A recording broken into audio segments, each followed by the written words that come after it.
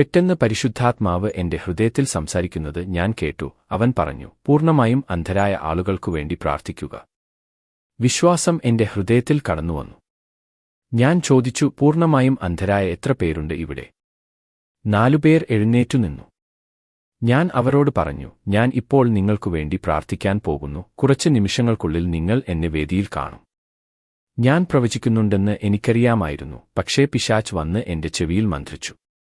ഒന്നും സംഭവിച്ചില്ലെങ്കിൽ എന്തു ചെയ്യും? പിശാച് നിങ്ങളോട് എപ്പോഴെങ്കിലും അങ്ങനെ പറഞ്ഞിട്ടുണ്ടോ? ഒന്നും സംഭവിച്ചില്ലെങ്കിൽ എന്തു ചെയ്യും?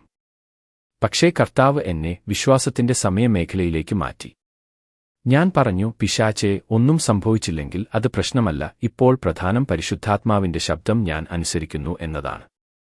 എന്നിട്ട് ഞാൻ എന്റെ എല്ലാ ശക്തിയോടെയും യേശുവിന്റെ നാമത്തിൽ നിലവിളിച്ചു. അന്ധമായ കണ്ണുകൾ തുറക്കട്ടെ. പെട്ടെന്ന് നിലവിളികൾ കേൾക്കാൻ തുടങ്ങി. എനിക്ക് കാണാം, എനിക്ക് കാണാം, എനിക്ക് കാണാം. അത് അതിശയകരമല്ലേ? നിങ്ങളുടെ നിയന്ത്രണം നീക്കം ചെയ്യപ്പെടും. മനുഷ്യഭയത്തിൽ നിന്ന് നിങ്ങൾ വിടുവിക്കപ്പെടും.